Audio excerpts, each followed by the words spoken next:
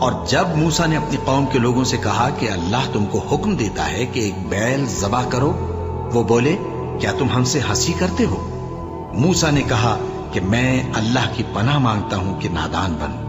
انہوں نے کہا کہ اپنے پروردگار سے التجا کیجئے کہ وہ ہمیں یہ بتائے کہ وہ بیل کس طرح کا ہو۔ موسیٰ نے کہا پروردگار فرماتا ہے کہ وہ بیل نہ تو بوڑھا ہو اور نہ بچڑا، بلکہ ان کے درمیان یعنی جوان ہو، سو جیسا تم کو حکم دیا گیا ہے ویسا کرو۔ انہوں نے کہا اپنے پروردگار سے درخواست کیجئے کہ ہم کو یہ بھی بتا دے کہ اس کا رنگ کیسا ہو۔ موسیٰ نے کہا پروردگار فرماتا ہے کہ اس کا رنگ گہرا زرد ہو کہ دیکھنے والوں کے دل کو خوش کر دیتا ہو۔ انہوں نے کہا اب کے پروردگار سے پھر درخواست کیجئے کہ ہم کو بتا دے کہ وہ اور کس کس طرح کا ہو، کیونکہ بہت سے بیل ہمیں ایک دوسرے کے مشابہ معلوم ہوتے ہیں، اور اللہ نے چاہا تو ہمیں ٹھیک بات معلوم ہو جائے گی۔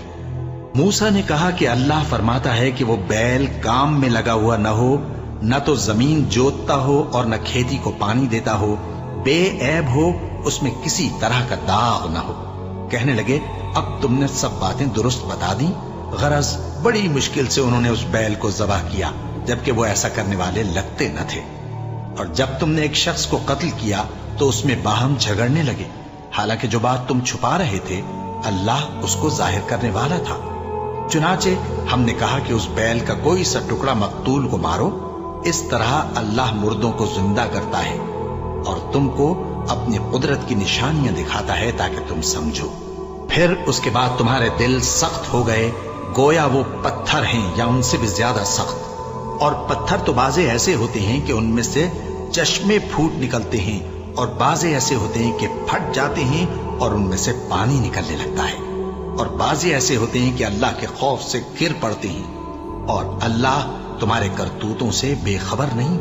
مومنو، کیا تم امید رکھتے ہو کہ یہ لوگ تمہارے دین کے قائل ہو جائیں گے؟ حالانکہ ان میں سے کچھ لوگ کلام اللہ یعنی تورات کو سنتے، پھر اس کے سمجھ لینے کے بعد اس کو جان بوجھ کر بدل دیتے رہے ہیں۔ اور یہ لوگ جب مومنوں سے ملتے ہیں تو کہتے ہیں ہم ایمان لے آئے ہیں، اور جس وقت تنہائی میں ایک دوسرے سے ملتے ہیں تو کہتے ہیں جو بات اللہ نے تم پر ظاہر فرمائی ہے وہ تم ان کو اس لیے بتائے دیتے ہو کہ قیامت کے دن اسی کے حوالے سے تمہارے پروردگار کے سامنے تم کو الزام دیں۔ کیا تم سمجھتے نہیں؟ کیا یہ لوگ یہ نہیں جانتے کہ جو کچھ یہ چھپاتے اور جو کچھ ظاہر کرتے ہیں اللہ کو سب معلوم ہے؟ اور بعض ان میں ان پڑھ ہیں کہ اپنی آرزوؤں کے سوا اللہ کی کتاب سے واقف ہی نہیں، اور وہ صرف اٹکل سے کام لیتے ہیں۔ سو ان لوگوں پر افسوس ہے جو اپنے ہاتھ سے کتاب لکھتے ہیں اور کہتے یہ ہیں کہ یہ اللہ کے پاس سے آئی ہے، تاکہ اس کے عوض تھوڑی سی قیمت یعنی دنیاوی منفعت حاصل کریں۔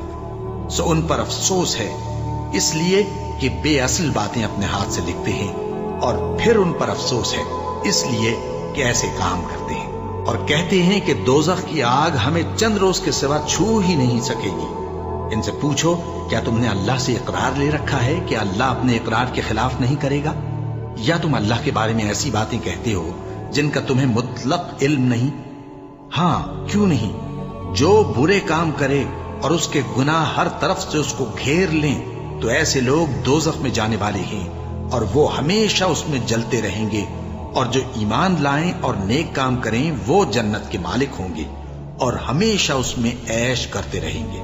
اور جب ہم نے بنی اسرائیل سے عہد لیا کہ اللہ کے سوا کسی کی عبادت نہ کرنا، اور ماں باپ اور رشتہ داروں اور یتیموں اور محتاجوں کے ساتھ بھلائی کرتے رہنا، اور لوگوں سے اچھی باتیں کہنا، اور نماز پڑھتے اور زکوٰۃ دیتے رہنا،